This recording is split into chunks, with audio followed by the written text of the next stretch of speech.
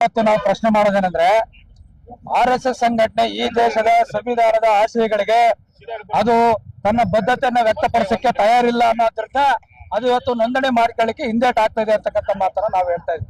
ಹಾಗಾಗಿ ನಾವ್ ಹೇಳ್ತಾ ಇದೀವಿ RSS ನೋಂದಣಿ ಮಾಡ್ಕೊಳ್ಬೇಕು ಅಂತ ಒತ್ತಾಯ ಏನಂತ ಹೇಳಿದ್ರೆ ಈ ದೇಶದ ಸಂವಿಧಾನದ ಆಶಯಗಳಿಗೆ ತನ್ನ ಬದ್ಧತೆಯನ್ನ ತೋರಿಸ್ಬೇಕು. ಹಾಗಾಗಿ ಈ ದೇಶದ ಸಂವಿಧಾನವನ್ನ ನಾವು ಒಪ್ಪಿದೀವಿ ಅಂತಂದೇಳಿ ಅವ್ರು ಹೇಳ್ಬೇಕು. ಹಾಗೆ ಹೇಳಿಲ್ಲ ಅಂತಂದೇಳಿದ್ರೆ ಅವರು ಇವತ್ತು ಈ ದೇಶದ ಕಾನೂನನ್ನು ಒಪ್ಪಿಲ್ಲ, ಈ ದೇಶದ ಸಂವಿಧಾನವನ್ನು ಒಪ್ಪಿಲ್ಲ ಅಂತಂದೇಳಿದ್ರೆ ಹಿಂಗೆ ಸಂವಿಧಾನ ಒಪ್ಪದೇ ಇರ್ತಕ್ಕಂಥ ಸಂಘಟನೆಗಳು ಭಾರತದಲ್ಲಿ ಕೆಲಸ ಮಾಡಬಹುದಾ ಅನ್ನುವಂಥ ಪ್ರಶ್ನೆ ನಮಗೆ ಎದುರಾಗಿರ್ತಕ್ಕಂಥದ್ದು. ಹಾಗಾಗಿ ನಾವಿವತ್ತು ಅವ್ರು ನೋಂದಣಿ ಮಾಡ್ಕೊಳ್ಬೇಕು. ಯಾಕು ಅಂತಂದೇಳಿದ್ರೆ ಸಂವಿಧಾನದ ಬದ್ಧತೆ ಒಳಗೆ ಅವ್ರು ನೋಂದಣಿ ಮಾಡ್ಕೊಂಡಿಲ್ಲ ಅಂತಂದೇಳಿದ್ರೆ ಅವ್ರನ್ನ ನಾವು ಇವತ್ತು ಕ್ರಿಮಿನಲ್ ಕಾನ್ಸ್ಪಿರೇಟರ್ಸ್ ಅಂತಂದೇಳಿ ಕರಿಬೇಕಾಗ್ತದೆ. ಹಾಗಾಗಿ RSS ಕಳೆದ 100 ವರ್ಷಗಳಿಂದ ಮಾಡಿದ ಕೆಲಸ ಏನಂತ ಹೇಳಿದ್ರೆ ರಾಷ್ಟ್ರೀಯ ಸೇವೆಯನ್ನ ಮಾಡಿಲ್ಲ. ಈ ದೇಶದ ಒಂದು ಸೆಕ್ಯುಲರ್ ಫ್ಯಾಬ್ರಿಕ್ ಏನಿದೆ, ಜಾತ್ಯತೀತ ಹಂದರ ಏನಿದೆ, ಅದನ್ನ ಇವತ್ತು ಮುರಿದಾಕ್ಲಿಕ್ಕೆ ಇವತ್ತು ಒಳಸಂಚು ಕೆಲಸಗಳನ್ನ 100 ವರ್ಷಗಳಿಂದ ಮಾಡ್ತಾ ಇದೆ. ಈಗಲಾದ್ರೂ ಕೂಡ ಅದು ಕಾನೂನು ಬದ್ಧತೆಯನ್ನ ತೋರಿಸ್ತಾ ಇದ್ರೆ ಅದರ ಚಟುವಟಿಕೆಗಳನ್ನ ನಿಷೇಧ ಮಾಡಬೇಕು ಅಂತಂದೇಳಿ ನಾವು ಸಂವಿಧಾನ ಸಂರಕ್ಷಣಾ ಸಮಿತಿಯಿಂದ ಒತ್ತಾಯವನ್ನ ಮಾಡ್ತಾ ಇದ್ದೇವೆ.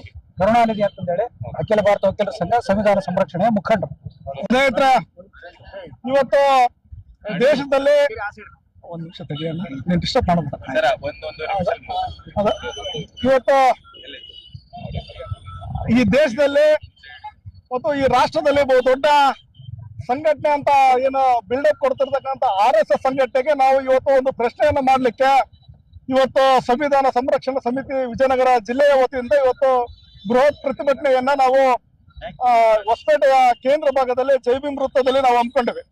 ವಿಷಯ ಏನಂತಂದ್ರೆ ಇವತ್ತು RSS ಸಂಘಟನೆ ಬಹು ದೊಡ್ಡ ಸಂಘಟನೆ ಅಂತ ಹೇಳ್ತಕ್ಕಂಥ ಒಂದು ಸಂಘಟನೆ 100 ವರ್ಷದಿಂದ ಇವತ್ತು ರಿಜಿಸ್ಟ್ರೇಷನ್ ಮಾಡ್ಕೊಂಡಿಲ್ಲ. ಕಾರಣ ಏನಂತಂದ್ರೆ ಅಲ್ಲಿ ಆಗ್ತಕ್ಕಂತ ಅಕ್ರಮಗಳಿಗೆ ಕಡಿವಾಣ ಬೀಳ್ಬಹುದು ಅನ್ನುವ ಒಂದು ಭಯ ಅವರಲ್ಲಿ ಕಾಡ್ತಾ ಇರ್ಬೋದೇನೋ ಅಂತ ನಮಗೆ ಅನುಮಾನ ಕಾಡ್ತಾ ಇದೆ.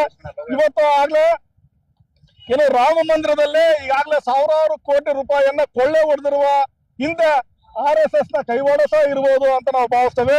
ಜೊತೆಗೆ ಇವತ್ತು RSS ಸಂಘಟನೆಯ ಅಕ್ರಮ ಚಟುವಟಿಕೆಗಳನ್ನ ಇವತ್ತು ತನಿಖೆಗೆ ಒಳಪಡಿಸ್ಬೇಕಂತೇಳಿ ನಾವು ಇವತ್ತು ಈ ಒಂದು ಹೋರಾಟವನ್ನು ಮಾಡ್ತಾ ಇದ್ದೇವೆ. ಮತ್ತೆ ಇದ್ರ ಜೊತೆಯಲ್ಲಿ ಏನು RSS ಸಂಘಟನೆಯನ್ನ ನೋಂದಣಿಗೊಳಿಸ್ಬೇಕು ಅಂತೇಳಿ ಇವತ್ತಿನ ಗೃಹ ಮಂತ್ರಿಗಳಾಗಿರ್ತಕ್ಕಂಥ ಪ್ರಿಯಾಂಕಾ ಖರ್ಗೆ ಅವರು ಗಂಭೀರ ಪ್ರಶ್ನೆಯನ್ನ ಎತ್ತಿದ್ದಾರೆ.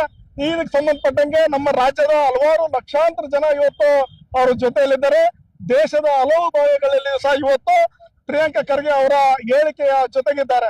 ಜೊತೆಗೆ ಇವತ್ತು ಪ್ರಿಯಾಂಕಾ ಖರ್ಗೆ RSS ಅನ್ನ ಪ್ರಶ್ನೆ ಮಾಡ್ತಿರೋದ್ರಿಂದ ಇವತ್ತು ಪ್ರಿಯಾಂಕಾ ಖರ್ಗೆಯನ್ನ ಕಾನೂನಿನ ಅಡಿಯಲ್ಲೇ ಅವರನ್ನು ಮುಗಿಸ್ಬೇಕು ಅನ್ನೋ ದೃಷ್ಟಿಯಿಂದ ಅವರ ಮೇಲೆ ಆರೋಪಗಳನ್ನ ಮಾಡ್ತಕ್ಕಂಥದ್ದು. ಮತ್ತೆ ಈಗಾಗಲೇ ಅವರ ಕ್ಷೇತ್ರದ ಸುತ್ತಮುತ್ತ 3,000ಕ್ಕೂ ಹೆಚ್ಚು ಅವರೇನೋ ಅವ್ರ ಸಂಘದ ಸಂಚಾಲಕರುಗಳನ್ನ ರಾಜ್ಯದ ಮತ್ತು ದೇಶದ ವಿದೇಶಗಳಿಂದ ಏನು ಅವರ ಸಂಘದ ಸಂಘ ಆದ್ರಲ್ಲ ಅವ್ರೆಲ್ರು ಇವತ್ತು ಅವರ ಕ್ಷೇತ್ರದ ಅಕ್ಕಪಕ್ಕದಲ್ಲಿ ಇಟ್ಕೊಂಡು ಅವ್ರು ಏನಾದ್ರು ಅಕ್ರಮಗಳು ಮಾಡ್ಯಾರ ಅಂತೇಳಿ ಕೆದರ್ತಕ್ಕಂಥ ಕೆಲಸ ತೆಗೆದು ಅದ್ರ ಜೊತೆಗೆ ಇವತ್ತೇನೋ ED ತನಿಖೆಯನ್ನ ಒಳಪಡಿಸ್ಬೇಕು.